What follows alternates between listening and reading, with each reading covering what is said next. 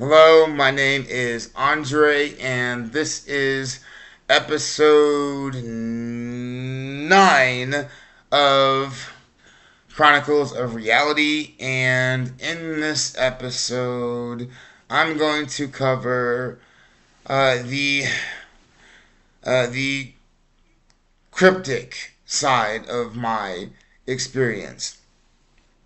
So, over time, after the hallucinations that I've previously detailed, I experienced some other things. So now that you have a backstory of what I'm experiencing throughout my time, now you'll sort of have an idea of what uh, what's happening when I say other things. So the first thing I'm going to address would be the cryptic era of my time period. Technically, that's technically you can say that this is a consistent thing that happens all the time. This sort of cryptic thing that happens where there's things that you got to figure out. However, this era is very specific because this is where everything started to happen, and where I sort of started to thinking back. I was slightly off of reality when it comes to things. But per my experience, everything I'm going through is sane. It's fine. So yes, let's see. The cryptic side. I guess the first thing we have to address would be the voices. Those voices. I've only mentioned four voices, among a bunch of other miscellaneous voices. And I mentioned how I listened to them very closely and what they said and how they said it. And I started to see that when when I did hear them at music, because I did, while I avoided music for the most part, personally, I did hear music at the grocery store over the speakers, when I did work there. And I found that the voices did overlay, and if I did hear them in the car or somewhere else or on TV, I found that they would sort of say certain words in certain manners. Example, let's see.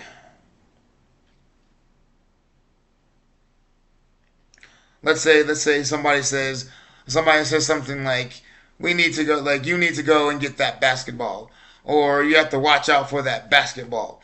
But the way they would say basketball they would enunciate it in a certain way that would bring attention to it. And always say it in a certain tone. They would say, like, you gotta watch out for that basketball, and they would put emphasis on each syllable, basketball, like, on that basketball. And sometimes there would be even a pause, which would really bring me to attention to it. You gotta watch out for that basketball. And they would always say it like there's some sort of underlining emotion, not emotion, underlining meaning to what they were saying. And at first, I didn't want to think too much about it or think too much into it, but eventually, I couldn't ignore it, because the more I listened to them, the more I heard them use different keywords, and so I got really deep into not just keywords but patterns and what they may mean and how to identify them. I got into word meanings, which I was already into as a writer, and even before I was a writer, and dove very very deep into this world, into this side of things. So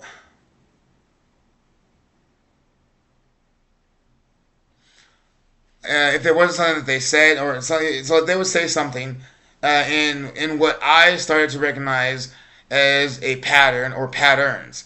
And throughout my experiences with them, they'd always still say certain keywords or saying certain keywords in certain ways.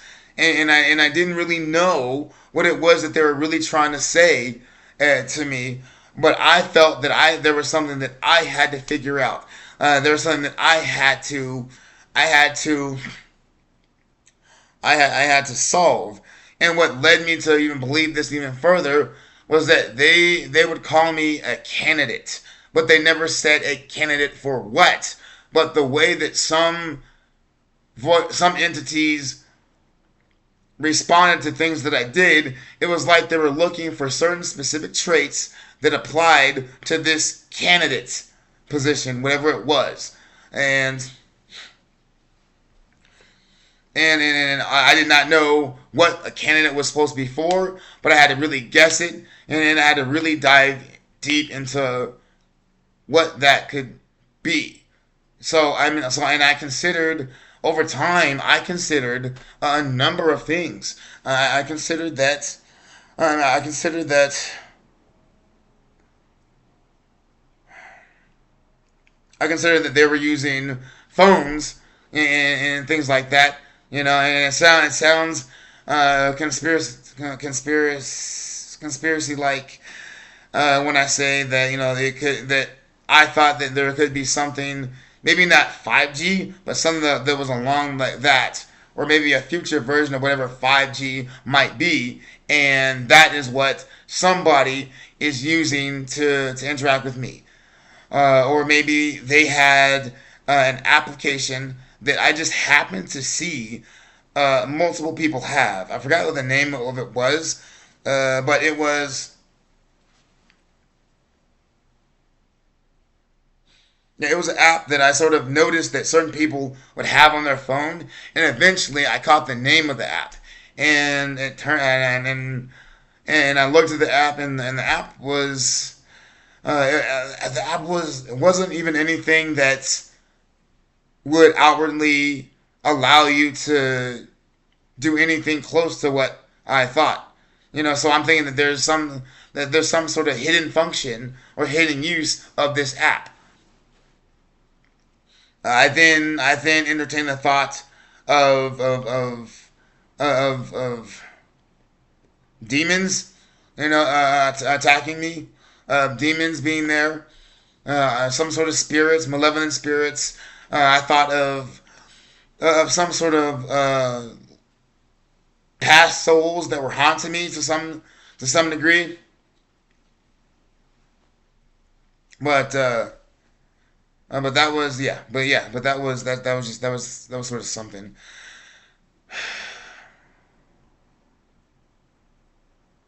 Then there was a thought that people were there on an astral plane and they're there physically interacting with my body. And that theory is gonna come into a later episode that I'll speak of pretty soon. But let's see. On top of that, I thought that if that wasn't the case, if these were humans, they have to be using some sort of particular form of of what I wanted to say was ESP or something like that, of telepathy, and that sort of came to mind when they kept using terms like throwing your voice and whatever that may mean in certain case. And funny enough, I just felt something be pulled from my throat right when I said that.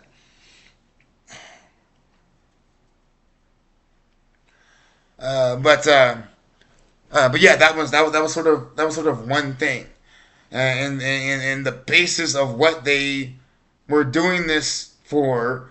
I really wondered what that could be.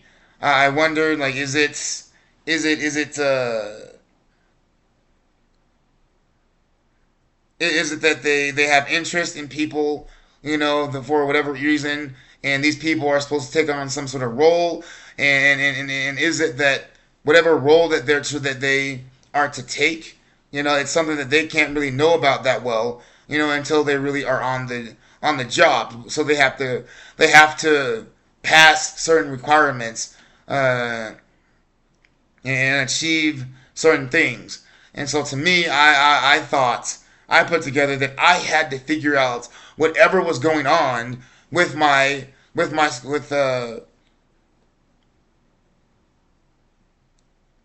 was going on with these voices. So so these voices would say certain things about about what I did, as if they're sort of judging in order to make some sort of ultimate decision. Uh, they they would say things like, look how he does this, look how he plays that game, look how he plays that video game, look how he organizes this. It's almost like this and this, or it has this sort of feeling to it, or we like it because of this type of thing.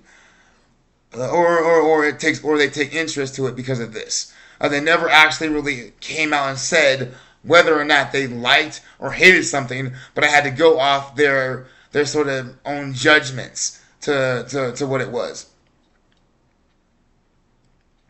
to what they may be feeling. And so I had this feeling that I was some sort of candidate for some sort of world that was some sort of underground world or overlaid world of ours, that I was going to be, that I could be accepted into if I passed as a candidate. Even though I didn't know whatever that was, I knew that I had to figure out what was going on with me, so I went along with it. And so I guess sort of a way to describe that, and what that makes me think of is actually Hunter x Hunter. That's the symbol of this shirt that I have here. That it's Hunter x Hunter, and that's a show that I was introduced in my first year of college years ago, and I'm very thankful for the person that actually showed me this anime, because throughout this experience I thought about anime a lot. In the previous episode, I told you about magic systems, and the magic system, or the magic system within Hunter x Hunter is deeply tied to that world of hunters, which is a sort of profession within that anime. In that world, like the one that I perceived, has layers. There's entrance, there's sort of interest, there's a bunch of different tests that you have to go through, and a lot of the time you don't completely have the answers, or the exact thing that you have to accomplish, or how to accomplish it. So you're just told that you need to do one specific thing, or you're told that you have to get through this situation somehow. Some people, they get through, look like they pass, but they don't. Others, they look like they didn't do pass. So you have to figure out exactly what it is that's being done to these, what's being done to some people during certain instances, and what's happening. And you find that throughout this anime that there's different, I guess we'll say, like I said, different levels. So the first level is like a bunch of different tests, but those tests almost never stop. They just sort of keep going, but you just keep getting deeper and deeper into the world. Because then you have to learn your own special techniques, to survive in the world. You have to have your own technique and your own sort of methods of surviving that world. You have to develop those in accordance to what it is that you're experiencing as a hunter, or as I believe they call it a candidate for a hunter or something like that. You have to get their like hunter exams, almost like Naruto has Chunin exams. But this is sort of different on a different level. Naruto, the magic system, is right there in your face, and then they sort of add to it. Hunter x Hunter isn't right in your face about it at first. So once you get into the world, and once you start to get to these next steps that you need to get to that next level, it's too late. You're already in that world. You're deep enough into that world that you can't particularly go back. And if you do, you're not really going to be the same, because you've been so exposed to that world in the first place. So the next level in that world is called, one of the power systems that you have to then learn after your own specialty is Nin. I could be identifying the wrong specific name, but I believe it's Nin. And Nin sort of is is built off of this sort of semi-complex magic system, and that has a bunch of different tiers within it. All these different tiers have different sort of types of things that you can do, or as a person, but everybody can specialize themselves with Nin, and and use Nin to personalize their own methods of combat. Which brings me to my experience here, where I found myself going into things and uncovering more and more that's been happening. So that was happening. Everything, everything had a connection. So that's sort of the approach that I took, that I'll sort of cover in this episode, and likely the next one if I don't finish it here. So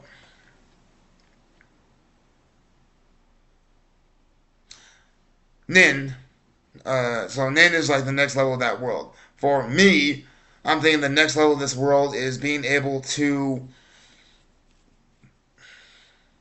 utilize the magic systems that I've mentioned before. But before I was able to do that, because I couldn't completely control things at that time, so things are just happening to me, just like I feel something trying to inject themselves into these two fingers as I'm speaking. Actually, underneath my nails, which was also a thing. So, I used to have these nails that looked like astral nails on top of mine for a little while, and it was kind of interesting. But yeah, so I saw patterns everywhere. I saw this pattern, and I was convinced that the patterns could be saying something in some sort of code, and I had to figure out the code. I tried so many things. I tried. Let's see. I looked into word meanings, word origins. I looked into radio. Radio chatter. Uh, Not radio chatter. Radio signals. They're sort of like radio pattern signals or patterns that can be made similar to Morse code that exist, and there's a specific name. But I looked at those. I looked to Morse code. I looked to, like I said in the last episode, the three dots that I saw on a billboard that eventually ended up in my eye they're still there. So, and those did not go away for the longest time, and eventually they were just burned on the inside of my eyelids. So that was kind of something that I really went through.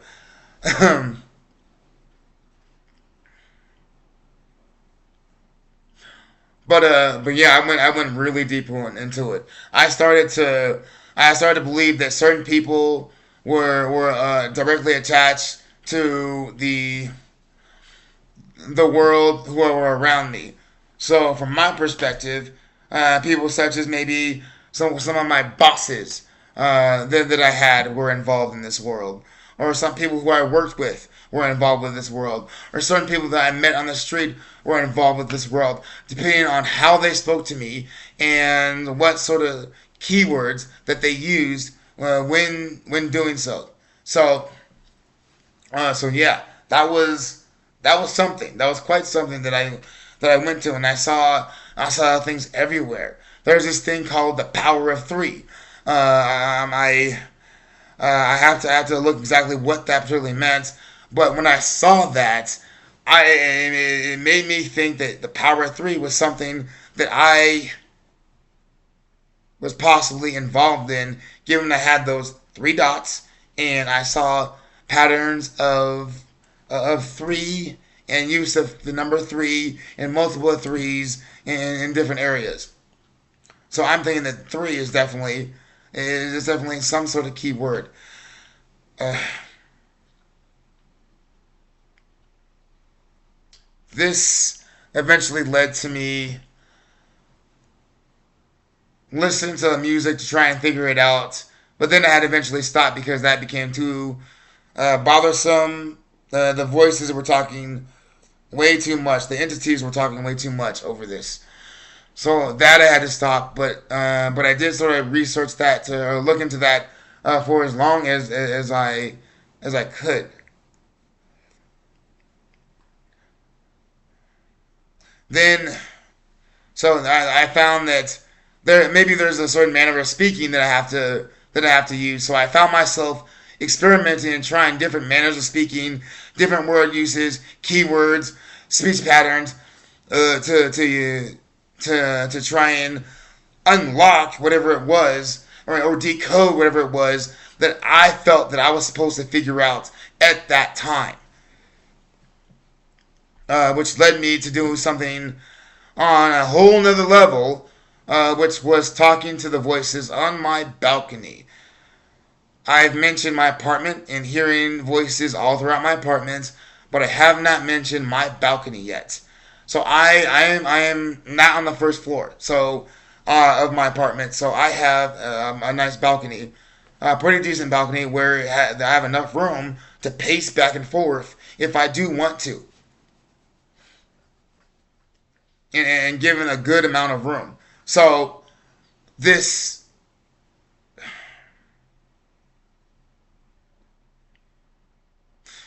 during this time when I started to hear voices outside my balcony, the specific voices outside my balcony were the same voices that I was hearing, outside the windows and the doors, or outside the windows. So I went out to my balcony at one point and would talk to the voices and just be out there talking, even though they're like in the distance.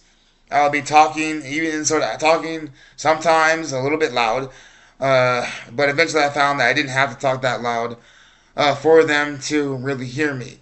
But from my point of view, there's this tree line and then there's buildings past it.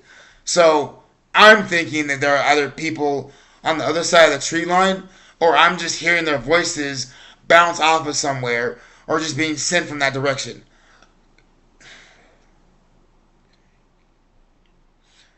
But uh, but yeah, so that's what I was feeling. That's what I was sort of feeling going through at that time, and that got bad. It wasn't just talking. Talking led to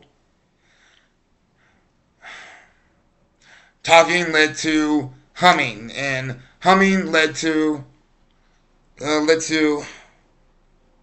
singing, and singing led to whistling. And all of these were really bad. But the worst was the whistling. Everything else was fine. Everything else I can sort of manage now.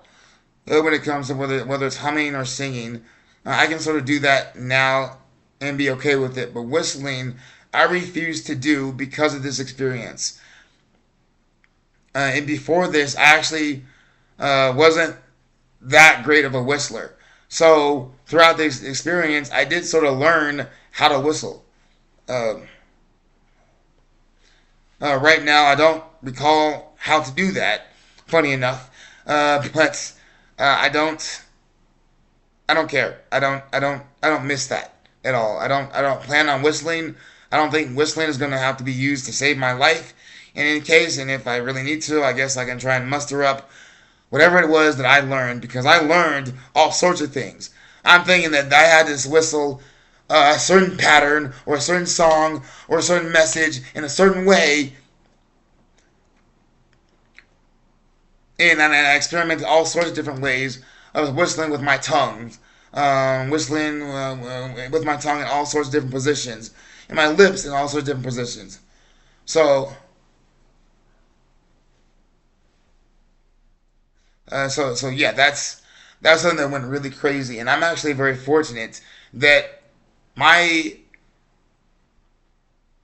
my neighbors and my neighbors weren't uh, outwardly bothered by what I was doing. At least they. I mean, I could have had maybe, I could have been, I could have been I could have had the cops calling me for disturbing the peace because I would be out all night,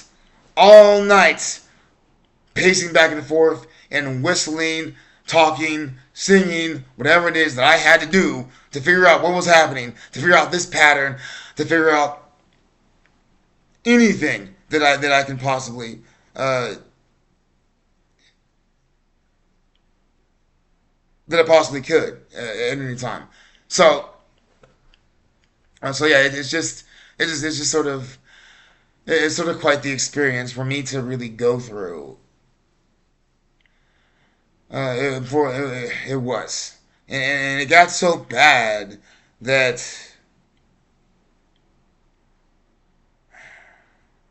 there was one time that I was so desperate and so fed up and so into what was going on that I was outside whistling in the middle of winter,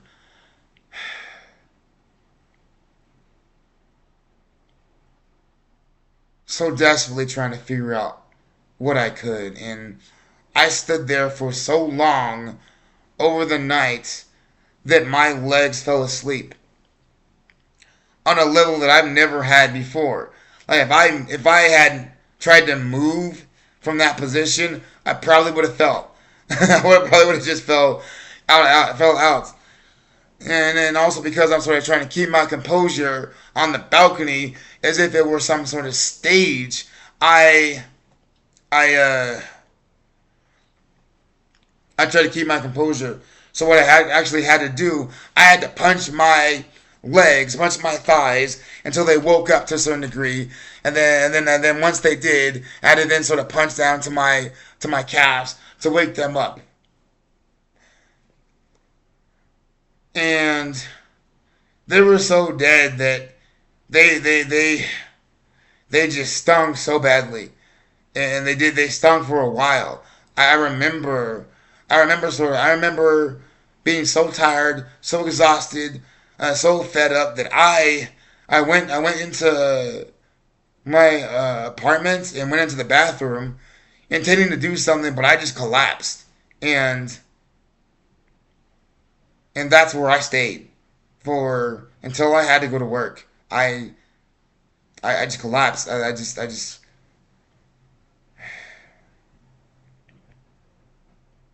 yeah, I collapsed.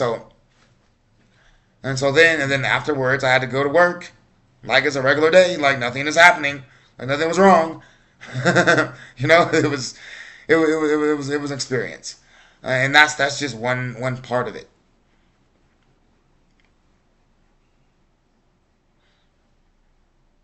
It reminded me of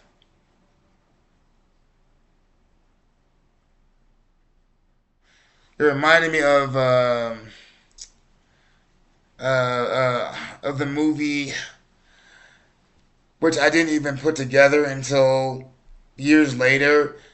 A Beautiful Mind. Beautiful Mind is sort of a for those who don't know, follow the story of I believe this professor.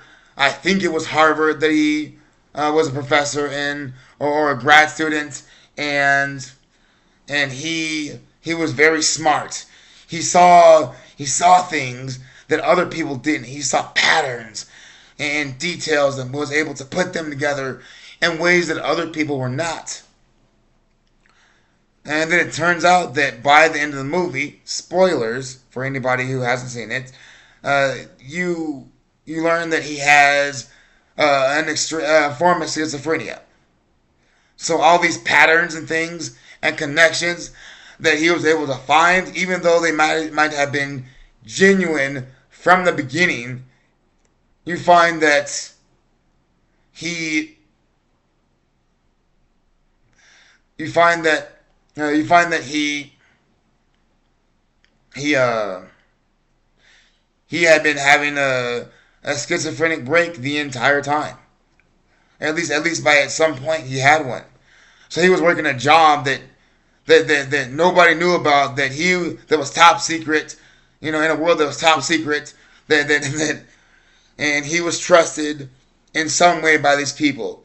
And then eventually he learned that wasn't true. That wasn't true at all. Uh, at least part of it.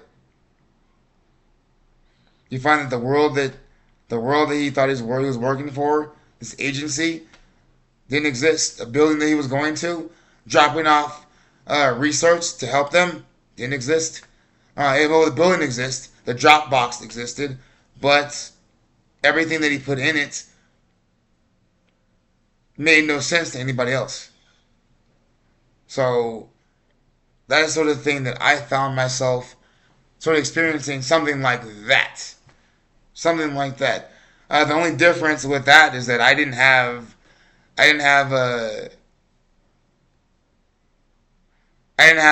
somebody right there. I didn't have the imaginary roommate over the years that you find out that he never had a roommate. He lived by himself in the dorms. That you find out later. So that's sort of what my sort of epiphany was years later. Once I was able to look back at my experience. But I will end this episode here. This one was a little longer. It had some more details. But that's it. I want to thank everybody for tuning into this episode. Thank you for your support so far, and thank you to my family as well who have supported me in creating this channel and have helped me get through and process everything that I've gone through years afterwards. Thank you again. Please leave a comment. Feel free to leave a comment. Ask me whatever you may feel is appropriate, and I will answer these questions. If not directly to you, I will answer them in a later video. So thank you again, and until next time.